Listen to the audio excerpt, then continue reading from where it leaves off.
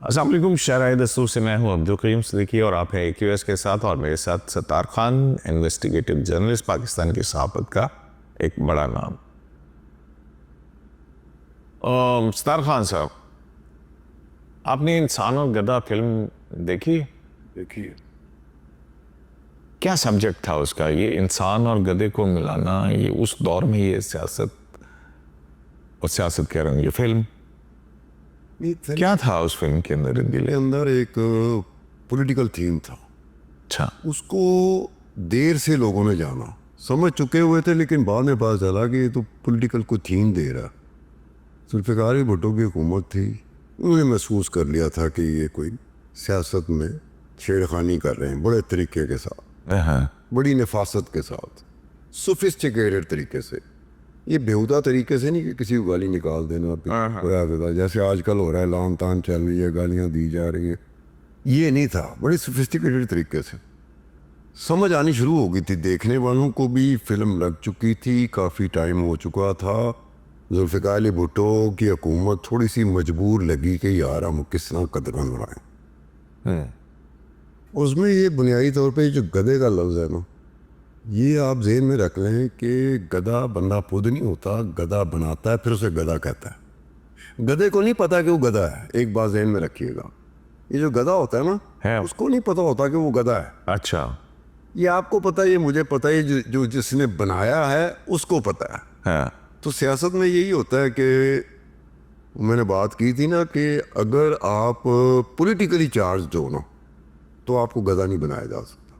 अच्छा, अगर emotionally charge हो, जैसे हमारी कैफियत नहीं हो जाती, आएगा जाएगा, थल्ले हो उठते हो, तो इस कैफियत में ना आपको गधा बनाया जा सकता है। और जब गधा बन जाता है बंदा, उसे नहीं पता होता कि मैं गधा बन चुका हूँ।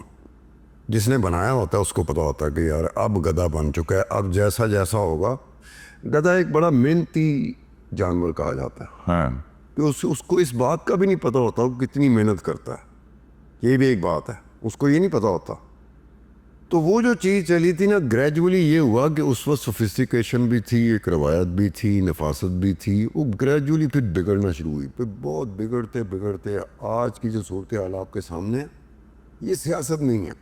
मतलब ये पॉलिटिक्स से रिलेटेड सिनेमा आपका जो है, मतलब बुनियादी तौर पे तो सिनेमा जो है वो एजुकेट करता है ना सोसाइटी को ट्रांसफॉर्म करता है, पॉलिटिकली भी एजुकेट करता है। मतलब इंडियन सिनेमा जो है, आप देखें उसके अंदर कितनी कितनी फिल्में बनती हैं और किस किस किस्म की फिल्में बनती हैं ना वहाँ पे।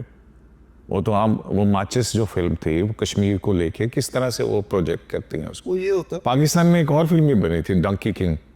वो मैंने नहीं देखी थी। अच्छा, वो नहीं आपने देखी? देखी थी वो आप बेहतर बता सकते हैं मुझसे। उसमें भी ऐसे ही होता है ना, वो एक वो मैंने नहीं देखी थी। हाँ, वो बुनियादी तौर पे वो एनिमल फार्म्स जो किताब है, सियासत के मुख्तलिफ किरदार को एक इस्तारा बना के तो उसको पेश करते हैं। कि सिद्दीकी साहब, हालात ये हो गए हैं कि मैं खुद जर्नलिस्ट हूँ, मैं खुद एंकर पर्सन हूँ, मैं खुद पॉडकास्ट करता हूँ, मैं खुद वीलॉग करता हूँ। मेरी रिक्वेस्ट होती है कि यार पॉलिटिक्स पे कम से कम बोला जाए। मैं क्यों कहता हूँ कि पॉलिटिक्स की अब वो हालत नहीं रही जिसका जिक्र ही किया जाए या जिसको डिस्कस किया जाए। हम पॉलिटिक्स को पकड़ के वहाँ पे ले गए हैं। हमें तो मज़ा आ रहा है, लेकिन जो देखने वाला है, थर्ड पार्टी, वो समझ रहा है कि अब अल्लाह ही हाफ़िज़ है इनको। पॉलिटिक्स को स्टेज पर लाने के लिए ना, ये जो नारेबाजी होती है ना, ये आपको सुनने को मिलती है। ये नारेबाजी ने, इसको बड़के भी कह सकते हो आप, कि बड़के मारना हमारा एक शगफ बन चुका है, एक शोल हम समझते हैं। और इसको महारत के साथ बड़क मारना हम आगे चले गए। जिसमें एक टर्म होती है जो मैं अक्सर इस्तेमाल करता हूँ, वो है अठवट। अठवट क्या होती है? मीडिया में आप देखो और सोशल मीडिया में देखो, एक चीज़ का वजूद ही नहीं है, वो आपको बताएगी और आपने यकीन कर लिया, और फिर उसके बाद आप बहस कर रहे हैं। ना देख रहा है कि यार उस चीज़ का तो वजूद ही नहीं है। चलो चीज़ बढ़ाई जाती है कि इतनी सी चीज़ है, ये मोबाइल है, ये इतना सा मोबाइल है, इसकी कीमत इतनी है। मैं थोड़ा सा इसको बढ़ा के बयान कर दूंगा, ये एक और चीज़ है। एक चीज़ है कि मोबाइल का वजूद ही नहीं है और हम लोग बैठे मोबाइल पे बात कर रहे हैं। कुछ थर्ड पार्टी आके कि यार जिस चीज़ पे आप डिबेट कर रहे हो उसका तो वजूद ही नहीं है। प्रोजेक्ट इमरान मौजूद है। यार प्रोजेक्ट इमरान, अब ये आप लोग ऐसी बात कर रहे हो, ये इमरान का अपना फैसला कि वो सियासत में आएगा या किसी और का फैसला को सियासत में आएगा, लेकिन हमारे साथ जाती हो एक इतना खूबसूरत बजी, ओए होए होए, हम फख्र किया करते थे कि इमरान खान पे बॉलीवुड भी गिर रहा है, इंडियन फिल्म स्टार भी गिर रही हैं, ऑस्ट्रेलिया की लड़कियां भी गिर रही हैं, इंग्लैंड की लड़कियां भी गिर रही हैं।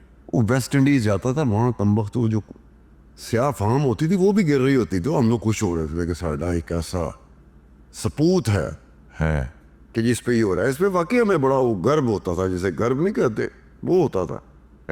तो मैंने ये बात बताई नहीं कि हम लोग जर्नलिस्टों की तनख्वाहें 10-10 हज़ार से कम होती थी। वो तो बाद में आगे हम लोग पता नहीं कहाँ से कहाँ चले गए। तो 10-10 हज़ार कम तनख्वाह वाले जर्नलिस्ट वो डोनेशन दे रहे थे शौकत खानम को कि ये इमरान खान हॉस्पिटल, हम इसको पैसे दे सकते हैं और किसी को नहीं दे सकते हम। उन्हीं जर्नलिस्टों में से 2 जर्नलिस्टों ने मुझे फ़ोन किया जब इसने पार्टी बनाई 1996 में। तो उन्होंने फ़ोन करके कहा कि सत्तार खान इसने तो नाक कटवा दी हमने। मैं कहा क्या हुआ? कहते यार सियासत में आ गया, अब सियासत में जो हमारे मुल्क में होता है और जिस तरफ हम जा रहे हैं, ये भी झूठ बोलेगा, नारे मारेगा, बड़के मारेगा, अट्ठू अट छोड़ेगा। हमें जेब नहीं देता था कि जिसको हम अब क्रिज्मेटिक पर्सनैलिटी वो है। Imran Khan is a charismatic personality in Pakistan. कम अज़ कम इस लेवल पे इस तरह की क्रिज्मेटिक पर्सनैलिटी नहीं आई पाकिस्तान में। सियासत के अंदर सियासत नहीं, सियासत भुट्टो करिश्मेटिक पर्सनालिटी थी। भुट्टो जो था ना, वो एक बात ध्यान में रख लो, उसका जो फॉलोअर था ना, उसकी पॉलिटिकल कमिटमेंट और कन्विक्शन थी। इमरान खान का जो फॉलोअर है ना, वो मुर्शद बना चुका हुआ है इमरान को। सियासत में मुर्शद कहाँ से आ गया? ये तो पूरी दुनिया को एक झटका देने वाली बात है कि सियासत में एक मुर्शद आ गया। मुर्शद तो वो होता है जो हमने सुना है, यार उसके अकीदत में है। उसकी अकीदत में आप आंखें उठा के मुर्शद को नहीं देख सकते, आपकी आंखें गर्दन झुकी होती है। तो सियासत में हमने देखा एक ऐसा बंदा आया जो हमारी तरह का था। इमरान खान और मुझे फ़र्क कोई नहीं है, अगर बाकी चीज़ें देखी जाए ना। यार मेरे ही फ़र्क नहीं है, ज़रा एक्सपोजर ज़्यादा थी, मेरा एक्सपोजर कम था। अच्छा, इमरान से मुलाकात हुई कभी है आपकी? इमरान खान से एक दफ़ा मुलाकात हुई थी। मेरी मुलाकात नहीं हुई थी, एक इंडियन जर्नलिस्ट आया हुआ था इंडिया से, उसने अपने इदारे की तरफ से ख़त इमरान खान को देना था बनी गाला में। तो सरीना में ठहरा हुआ था, मेरी तरफ आए थे, मेरे अपार्टमेंट में आए थे। इंडियन जर्नलिस्टों के साथ उस ज़माने में मेरा बड़ा था इंटरेक्शन है। तो इसकी तरफ चले गए। मैंने उसको कहा, जर्नलिस्ट को, मैं कि यार मैंने सुना है ये चाय तक नहीं पूछता। मैंने उसको कहा। अब उसने भी मेरी तरफ देखा कि स्टार मजाक करता रहता है। गए, वाकई आधा पौना घंटा लग गया। इमरान खान ने चाय का नहीं पूछा। वो तो नईमुल हक जो मरहूम था ना, वो कहीं आया वहाँ पर उस कमरे में। उसने आके कहीं कहा कि चाय पियेंगे। मैंने तो फ़ौरन से पहले हामी भर ली। मैंने कहा चाय ले आओ। मैं तो पहले इंतज़ार कर रहा था कुछ चाय पूछने वाला हो। इसने नहीं पूछा। ये वो इंडियन जर्नलिस्टों के साथ लगा हुआ था खिलाड़ियों के बारे में, क्यों खिलाड़ी का क्या हाल है, उसका क्या हाल है। तो वो जिनको पर्सनली जानता था वो कहता हाँ यार इसको तो मैं जानता हूँ। मैंने अज़हर को वो इंडियन जर्नलिस्ट जानता था। उन्होंने कहा अज़हर को मैंने कहा है कि मैं पाकिस्तान जा रहा हूँ, मैंने इमरान खान को ख़त देना। तो अज़हर ने मुझे कहा कि मेरी तरफ से सलाम भी कर दे, खैरियत दरियाफ्त कर लेना। तो फिर इमरान ने उसको कहा, इंडियन जर्नलिस्ट को, कि मेरी तरफ से अज़हर को कर देना। बाकी उन्होंने कैरेक्टर्स का पूछा था, लेकिन चूंकि उसकी जिसके साथ पर्सनल लेवल पे थी वो उसी की बात कर सकता था। तो ये हुआ उसके साथ। मैं ये सवाल मेरा ये था कि प्रोजेक्ट इमरान अभी भी जिंदा है यार कहीं से या इस्टेब्लिशमेंट को, जनरल बाजवा, जनरल फैज़, इमरान खान और जो पीछे होता रहा, अब हम देख रहे हैं कि एक चक्की का एक दूसरा रुख आ रहा है जहाँ पे जो है वो जनरल फैज़ का कोर्ट मार्शल शुरू हो रहा है या हो रहा है, वो होता रहा है, और इमरान खान भी पाबंदे सलासे है। इस सब के बावजूद कि हमें ये कहा जाता रहा, मतलब मैं बता रहा हूँ कि जो अभी रिसेंट वाक़यात हैं आप देखें, इमरान खान साहब कहते थे कि हम कोई गुलाम है, हकीकी आज़ादी, फिर वो अमेरिका के साथ वो सारा कुछ उनका ये है। इधर कहा जाता था 9 मई जो है वो बहुत बड़ा वाक़या है, शोहदा के इंस्टॉलेशन जो हैं मिलिट्री वो टारगेट हुई हैं। फिर हमने देखा कि कुछ लोगों को ने प्रेस कॉन्फ्रेंस की, वो माफ़ी और दूसरे उधर हो गए। इमरान खान कहता था कि ये पहले तो कहते थे कि हमारा ये है, फिर वो कहता था ये फॉल्स फ्लैग है। अब वो जो रिहा होके आए हैं उनको कह रहे हैं कि अब हमारे हैं, अगर ये हमारे हैं तो वो उनको सज़ा उन्होंने दी है। अब इस सारी कि टीटीपी को ला के बसा वो जंगजुओं की बात जो हो रही है। फिर कहा जाता है कि मनसूबा साजों को 9 मई के उनको कैफरे किरदार तक पहुंचाएंगे। दूसरी तरफ हम ये देख रहे हैं कि मुज़ाकरात हो रहे हैं। ये क्या है नैरेटिव्स, ये क्या है, क्या ये? मैं इस मौके की तलाश में था कि इस्टेब्लिशमेंट यकीन करो, जो इस्टेब्लिशमेंट को जानते हैं ना कि इस्टेब्लिशमेंट होती क्या है, वो जब मीडिया में हमसे सुनते हैं ना हम इस्टेब्लिशमेंट किसको कह रहे हैं तो उनकी हंसी निकल जाती। इस्टेब्लिशमेंट यहाँ पर अपरेंटली एक बात कही गई कि जैसे सिर्फ और सिर्फ फौज होती है। इस्टेब्लिशमेंट का एक बड़ा हिस्सा फौज होती है, पावरफुल कंपोनेंट होता है वो फौज होती है। लेकिन उसी इस्टेब्लिशमेंट का हिस्सा होते हैं ब्यूरोक्रेसी का एक हिस्सा होता है, जुडिशरी का एक हिस्सा होता है, इंडस्ट्रियलिस्ट होते हैं, बिजनेस हाउसेज होते हैं, मीडिया हाउसेज होते हैं, कुछ एंकर पर्सन होते हैं, कुछ मीडिया पर्सन होते हैं। और ये बात है कि अगर कोई रूलिंग पार्टी है जिसकी बन नहीं रही इस्टेब्लिशमेंट के साथ, तो उस रूलिंग पार्टी में कुछ कलीदी ओहदों पर फायज वो मिनिस्टर भी हो सकते हैं, वो भी इस्टेब्लिशमेंट का हिस्सा होते हैं। और ये मेरे तजर्बे में नहीं, क्योंकि मैं डॉक्यूमेंट्स पे काम करता हूँ, तो कुछ जगहों पे मुझे ये झटका लगा कि मैं अपने डॉक्यूमेंट इकट्ठे कर रहा हूँ, साथ ये बात भी निकल आई। अगले ने एम ही कर दी कि जर्नलिस्ट है, चलो ये बात भी कर दे। तो उसमें ये हुआ कि मैंने उससे पूछा, मैं कि अगर ये इस्टेब्लिशमेंट का हिस्सा है बंदा, ये बहुत करीबी है, बड़ा पावरफुल ये एक मिनिस्टर है, तो वज़ीर आज़म को नहीं पता? उन्होंने कहा फ़ान साहब वज़ीर आज़म को पता है, लेकिन वो इसी बंदे को वक्त आने पे एक ब्रिज के तौर पे इस्तेमाल करेगा कि जब इस्टेब्लिशमेंट से दूरी होती है उसको कम करना हो तो यही लोग काम आते हैं। इसीलिए उनका इन्फ्लुएंस एक ख़ास तरीके से होता है। एक नवाज शरीफ की जो आखिरी हुकूमत थी उसमें भी यही हुआ कि एक मिनिस्टर थे, बड़े पावरफुल थे, इतना पावरफुल मिनिस्टर मेरे ख्याल उस कैबिनेट में कोई भी नहीं था। वो कई दफ़ा कुछ ऐसी चीज़ें कर जाते थे कि जो हम लोग दस्तावेज़ात के चक्कर में पड़े होते थे तो पता चलता था कि ये वज़ीर दाखिला ने ये काम without the consent of prime minister किया है। तो हम लोग कई दफ़ा कहते थे कि ये कैसे, ये तो ऐसा काम है कि उसको प्राइम मिनिस्टर को कम अज़ कम आगाह तो करना चाहिए था। तो बेचारे नवाज शरीफ को एक दो चीज़ों में आगाह भी नहीं किया था, टक टक करके दे दी। तो ये होता है कि आप जो एक बात कह रहे हैं ना, ये एक तजर्बा हुआ जो उससे पहले इस्टेब्लिशमेंट ने कभी नहीं किया था। माँ सिवाय शेख मुजीबुर रहमान के पाकिस्तान की तारीख़ में कोई वज़ीर आज़म ऐसा नहीं है जिसको फ़ौज ना लेके आई। और शेख मुजीबुर रहमान भी उस वक्त जब वो एक बांग्लादेश बन चुका था तब वो वज़ीर आज़म आया ना। तो यहाँ पर रहा ये है कि इस्टेब्लिशमेंट, जब फ़ौज हो, इस्टेब्लिशमेंट हो, वो किसी प्राइम मिनिस्टर को लेके आती है किसी पार्टी को पॉपुलराइज करने में, ये एक रोल इनका होता है। एक बात देखो, इस्टेब्लिशमेंट को हमेशा देखो आपने गालियाँ पढ़ते देखी हैं, लेकिन पॉपुलर फोर्सेस उन्होंने पैदा की हैं। एक ज़माना था जुल्फ़िकार अली भुट्टो, बाद में पॉपुलर फोर्स बन गया। एक ज़माना था नवाज शरीफ, बाद में पॉपुलर फोर्स बन गया। अब देख लें इमरान खान, वो पॉपुलर फोर्स बन गया। बनाने वाली इस्टेब्लिशमेंट, बनाने वाली फ़ौज, लाने वाली फ़ौज, इक़्तिदार में लाने वाली फ़ौज, रास्ता हमवार करने वाली फ़ौज इस्टेब्लिशमेंट।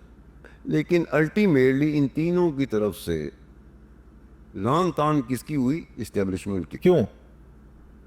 इसलिए ऐसा होता क्या है, क्या होता क्या है? कि पाकिस्तान में सिर्फ इस्टेब्लिशमेंट नहीं है, पूरी दुनिया में होती है, लेकिन कुछ स्पेस ऐसी होती है जो पूरी दुनिया में, अमेरिका की इस्टेब्लिशमेंट ने भी वो स्पेस ली हुई है, लेकिन वो लिमिटेड टर्म्स में ली हुई है।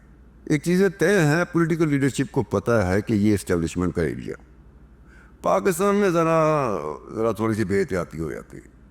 स्पेस ज़्यादा लेते प्राइम मिनिस्टर को पता चलता है पॉपुलर हो चुका है, वो कहता मैं स्पेस है नहीं, उधर फटा पड़ जाता है। अब फटा पड़ने में ये होता है कि लामाला रिसीविंग एंड पे इस्टेब्लिशमेंट को जाना पड़ता है। यानी कि इस्टेब्लिशमेंट कोई पॉपुलर फोर्स तो नहीं है, लेकिन पॉपुलर फोर्स बनाती इस्टेब्लिशमेंट ही है। अगर इस्टेब्लिशमेंट साथ तो मैं वही कह रहा हूँ कि देखें, लोग कहते हैं, तजियाकार कहते हैं, मेरे पास तो ऐसा कोई गेज नहीं है मासवाए कि आप इंतखाबात के अंदर जो है मुंतखब होके आने वालों की नुमाइंदगी से गेज करते हैं कि हाँ ये शख्स पॉपुलर है या ये शख्स जो है वो पॉपुलर नहीं है। लेकिन लोग कहते हैं मतलब कि जो बहुत मकबूल हैं वो बहुत मकबूल हैं, तो ये उनकी ये मकबूलियत जो है ये इनको दोबारा सियासत में वो मुकाम दिला सकती है जिससे ये 22 अप्रैल को फारिग हुए थे, फिल्म सिद्दीकी यानी कि दोबारा इमरान खान प्राइम मिनिस्टर बन सकता है। इमरान खान मुर्शद कहेंगे उसको, यार इमरान खान ना कहो। अभी तो पीटीआई वाले भी कहते हैं, वो ज़्यादातर उनके मुंह से मैंने मुर्शद सुना है। तो मैं कहा जब वो मुर्शद कहते तो मैं भी कह दिया करूँ, वो अकीदत के साथ कहते हैं, मैं किसी और वाले से कह दिया करूँगा। एक बात तय कर लो आप, आज तक की पाकिस्तान की तारीख में आपने अगर वापस इक़्तिदार में आना है ना, तो इस्टेब्लिशमेंट की अच्छी बात के बगैर नहीं आ सकते, जितने मर्जी आप पॉपुलर हो जाए।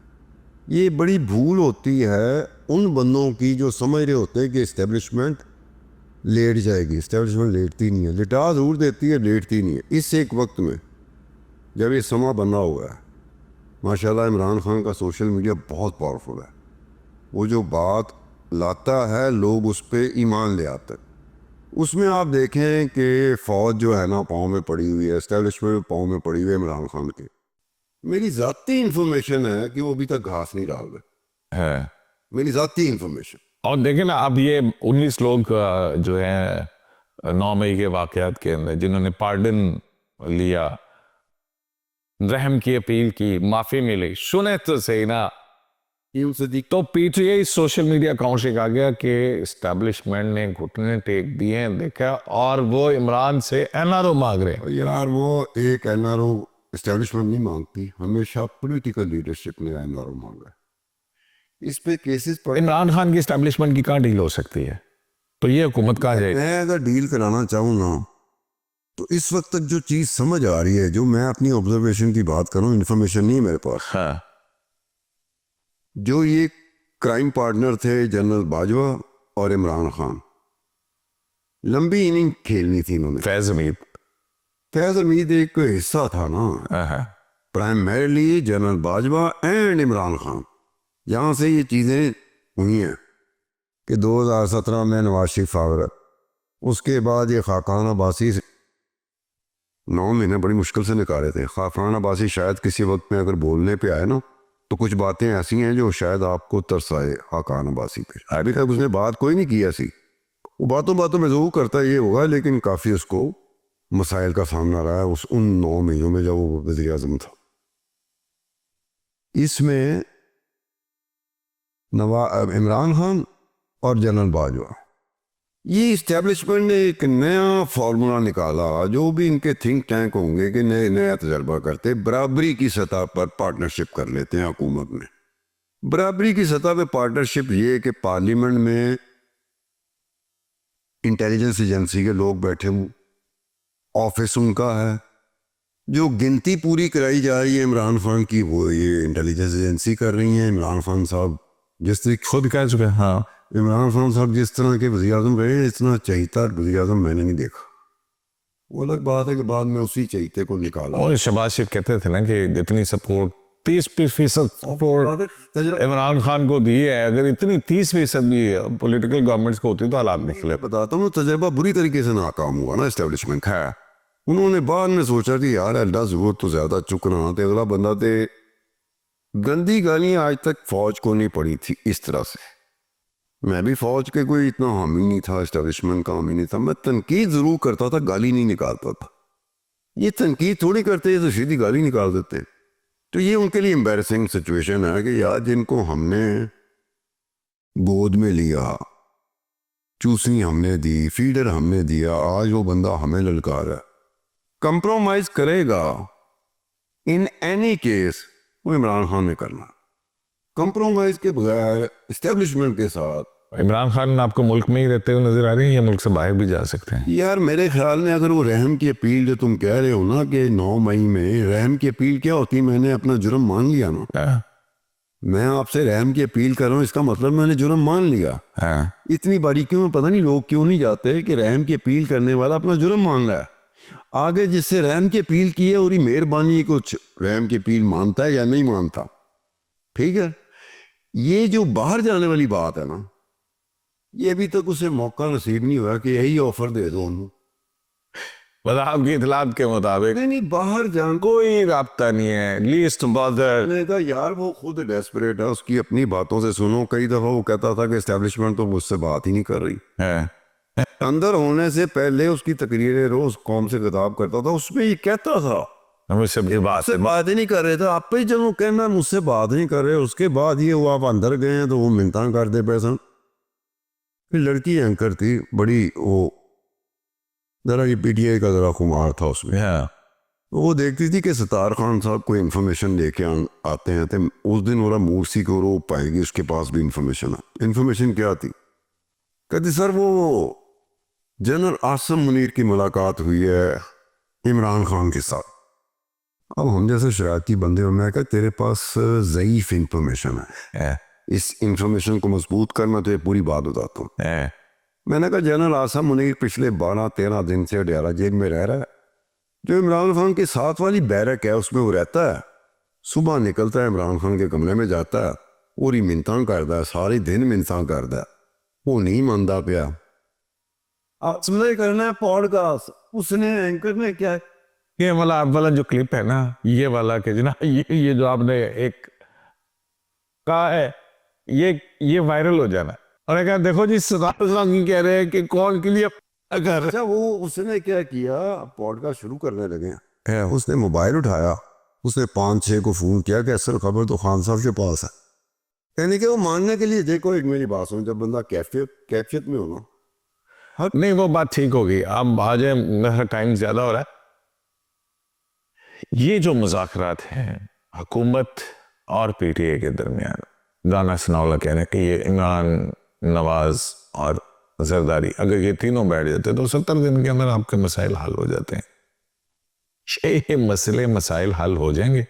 एक तरफ देखें कि DGISPR की जो प्रेस कॉन्फ्रेंस है उसमें पूरी चार्जशीट है, ठीक है, और उस चार्जशीट के साथ मुज़ाकरात कर रही है हुकूमत, और वो वापस से डेला में जाके जो है वो हिदायत लेके फिर वो आएंगे। तो बुनियादी तौर पे कंट्रोलिंग किसके पास है ये सारी सूरत हाल? जो पोलिटिकल सूरत हाल की बात कर रहा हूँ मैं, आई एम नॉट एडमिनिस्ट्रेटिवली या उस तरह से नहीं है। तो तासुर तो यही बनना है कि वो देखेंगे वो जेल में बैठा कितनी बड़ी गेम कर रहा।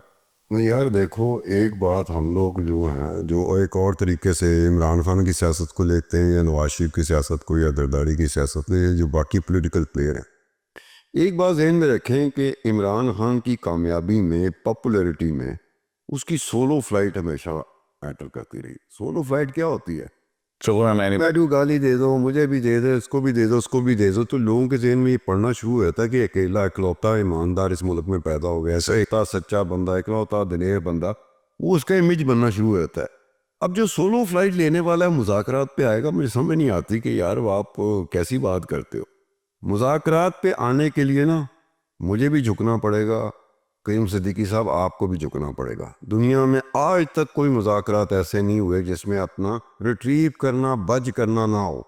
अगर आप अपने पॉइंट पे खड़े हो तो कौन से मुज़ाकरात है, चाहे 2 साल चलते रहे, उन्होंने कामयाब होना नहीं। आपको बच करना पड़ेगा, कोशिश करनी है कि मैं कितना अपने रिट्रीव कर सकता हूँ, और जरा मेरे सामने बैठा हुआ मुज़ाकरात में वो कितना रिट्रीव करता है। यही कामयाबी होती है मुज़ाकरात की। मुज़ाकरात ये नहीं होते कि जी मैं अपनी, तो अभी इन मुज़ाकरात में क्या लग रहा है? ये मुझे तो ऐसा लग रहा है कि फिर वो कोई ऐसी चीज़ हो रही, बाद में फिर कोई स्टैंड होगा। हम लानत भेजते हैं, हम तो ये कहते हैं, ओ भाई आपको ये कहना पड़ेगा जो चीज़ें हुई हैं। सारे एहतजाज करके देख लिए, सोशल मीडिया पे गाली निकाल के देख ली, इस्लामाबाद के ऊपर चढ़ाइयाँ करके देख लें। इस सारी सूरत के बाद अब मज़ाकरात है या मुज़ाकरात हैं, ये भी चल रहे हैं। देखिए अगर दादा इमरान खान हुकूमत को क्या दे सकता है और हुकूमत इमरान को क्या दे सकती है? यार हुकूमत इमरान को जो हुकूमत देते हैं मैं उनकी बात करूंगा, ये ना कहेंगे हुकूमत क्या दे सकती है। जिन्होंने पहले उसे हुकूमत दी थी वो अब उसका आदी हो चुका हुआ है। उसने कोई ऐसी चीज़ नहीं की जहाँ होता है कि नवाज शरीफ भी एक स्टेज पे आ कहता है कि मुझे इस्टेब्लिशमेंट की ज़रूरत नहीं, मुझे फौज की ज़रूरत नहीं। जुल्फ़िकार अली भुट्टो ने भी कहा था। इमरान की अभी तक वो कैफियत नहीं आई क्योंकि उस बेचारे को उस तरह से वो काम जो करना चाहिए था खुद करना चाहिए था वज़ीर आज़म के तौर पर। वो प्राइम मिनिस्टर सेक्रेटेरिएट में प्राइम मिनिस्टर की हाज़िरी कोई कॉन्सेप्ट नहीं है, लेकिन आप फाइल वर्क से देख सकते हैं कि वो कितना टाइम देता था प्राइम मिनिस्टर सेक्रेटेरिएट को और कौन को कितना टाइम देता था। फाइल वर्क जाके निकालें जो फाइल जाती थी प्राइम मिनिस्टर के पास। अब मेरी तो एक्सेस है नहीं कि मैं इस स्केल पे जाऊं कि 3.5 साल पौने 4 साल में कितनी फाइलें गई, कितनी फाइलें टेबल पर रही और कितनी फाइलें कितने दिन ताखीर के बाद निकली हैं। जहाँ प्राइम मिनिस्टर के पास फाइल कौन सी जाती है? वही जाती है ना जिसमें आप और मैं कौम होती है ना, बड़ा इंपॉर्टेंट होती है। ये हुकूमत 5 साल पूरे करेगी? यार अब मेरे पास अगर ये होता, मैं अपना नहीं बता सकता मैं क्या हूँ उससे आनंद में रहूंगा कि नहीं रहूंगा। मैं उस वक्त से पहले मुझे निकाल दिया जाता। अगर ये होता तो मैं अपना मैं बताता कि हाँ यार मैं फलाने चैनल में गया हूँ, 5 साल मैं पूरे करूंगा या 3। नहीं, आसार करायम भी तो नजर आते हैं ना। उनके पास वैसे जो हुकूमत देते हैं ना, है हुकूमत दी जाती है ली नहीं जाती। पाकिस्तान में जो हुकूमत देते हैं उनके पास इस वक्त फॉर द टाइम बीइंग 6 महीने बाद हालात बदल जाए, साल बाद, उनके पास ऑप्शन कोई नहीं है। उनके पास कोई ऑप्शन नहीं। वो 6 महीने साल बाद हालात बदल जाए। अब ये देखे ना कि डोनाल्ड ट्रंप आया। डोनाल्ड ट्रंप के आने पर मुझे पीटीआई के उन लोगों ने उस वक्त बताया था जब मैं खुद कंफर्म नहीं था कि डोनाल्ड ट्रंप इलेक्शन लड़ भी सकेगा कि नहीं लड़ सकेगा, तो उन्होंने मुझे कहा खान साहब डोनाल्ड ट्रंप आ रहा और डोनाल्ड ट्रंप को इसीलिए आवांगे, डोनाल्ड ट्रंप हमें लाएगा। अब ये बातें ज़रा ज़हन में रखना कि डोनाल्ड ट्रंप को हम लाएंगे और डोनाल्ड ट्रंप हमें लाएगा। मैं सोचे पड़ गया, मैं क्या डोनाल्ड ट्रंप तो तुम्हें ला सकता है, तुम डोनाल्ड ट्रंप को किस तरह से लाएगा? अब वहाँ पर अगर पाकिस्तानी हैं जो वोट डालते हैं तो पाकिस्तानी टोटल जो रजिस्टर्ड जो रिकॉर्ड पे है वो 6 लाख के करीब है पाकिस्तानी। इंडियन 50 लाख है। जो जैसे कहते हैं ना कि एक टर्म चलती है वोटर की, एलिजिबल वोटर इंडियन 50 लाख है, पाकिस्तानी मुश्किल से 3-4 लाख है। और जो स्विंग स्टेट्स नहीं हैं, जो 2024 के इंतखाबात में स्विंग स्टेट्स होती हैं जहां पता नहीं होता कि हैरिस जीतेगी या डोनाल्ड ट्रंप जीतेगा। नहीं तो डोनाल्ड ट्रंप फिर निकाल रहे हैं बाहर। नहीं डोनाल्ड ट्रंप जीता है ना, वहाँ पाकिस्तानी वोटों ने काम नहीं किया, वहाँ अरब मुस्लिम के वोटों ने काम किया जो पहले 2020 में जो बाइडन को मिले थे। इस मरतबा वो डोनाल्ड ट्रंप को मिल गए। ये होती है जहाँ पर आप डिबेट में आते हो कि हाँ यार ये अरब ममालिक, अरब मुस्लिम अमेरिकन, वहाँ टर्म चलती है Latino American, Hispanic American, Asians American, Arab Muslim American, ये टर्म चलती है। वो लोग जो कि बाहर से आए हुए हैं उनको अमेरिकन का नाम दिया जाता है। बस एशियन अमेरिकन हो गए, लैटिनो अमेरिकन हो गए। तो जहाँ जहाँ पे वो इस तादाद में होती हैं कि उनका वोट बैंक कुछ ना कुछ असर दिखाएगा, वहाँ तो पाकिस्तानी कहीं मुझे नज़र नहीं आया। मैं गो थ्रू करता रहा कि कहीं कोई कॉन्स्टिट्यूंसी होगी, उनकी तादाद इतनी होगी जहाँ मैच फंसा होगा। एक तो मैच है कि डोनाल्ड ट्रंप जीत रहा है, तो वहाँ आपके वोट ने क्या करना है? वो उस जगह पे उस कॉन्स्टिट्यूंसी में जहाँ मैच फंसा हुआ है, ये 2000 वोट है, 3000 है, 4000 है, 5000 है, 10,000 वोट है। नहीं, उसको समराइज करें ना, कहना क्या चाह रहे हैं? यार डोनाल्ड ट्रंप जो है ना वो अभी फंसा हुआ है। जो बड़ी जो चीज़ें हैं ना उसमें एक चीज़ है, वो एक टीम ला रहा है अपनी, उसको पिक्स कहते हैं, PICKS। ये होता है कि मैंने नॉमिनेट कर दिया कि फलाना वज़ीर होगा, कैबिनेट स्लॉट होगी या मेरी एडमिनिस्ट्रेशन में होगा। कुछ उनकी पोस्ट होती है जिनके लिए सेनेट की अप्रूवल चाहिए होती है, कुछ पोस्ट ऐसी होती हैं जिसके लिए सेनेट की अप्रूवल नहीं चाहिए होती। तो 4 बंदे तो उसकी जद में आए हुए हैं, जो अमेरिकी मीडिया है वो 4 के ऊपर चढ़ा हुआ है जिनको डोनाल्ड ट्रंप लाना चाह रहा है अपनी टीम। अब डोनाल्ड ट्रंप के लिए मसला ये है कि वो FBI को भी कंट्रोल करना चाह रहा है, CIA को भी करना चाह रहा है, पेंटागन को भी करना चाह रहा है, उसके बाद फिर एजुकेशन हेल्थ वगैरह ये करना चाह रहा है। इलॉन मस्क अमीर तरीन आदमी है, जैसे आप अमीर हो वैसे वो मस्क भी अमीर है। हाँ हाँ, और मस्क उधार लेके गया था कल भी मुझसे। अब मस्क को क्या हुआ कि अब डोनाल्ड ट्रंप जीता है 24-48 घंटों में $50 बिलियन टेस्ला कंपनी को ठग करके हुआ फायदा। $50 बिलियन को आप कैलकुलेट में ले जाके जरा करें, आपकी कैलकुलेटर टूट जाएगा। वो हुआ है। दूसरी तरफ रामास्वामी है, वो इंडियन है। इन दोनों की with in the inner circle of Donald Trump match पड़ा हुआ इमिग्रेंट्स के ऊपर।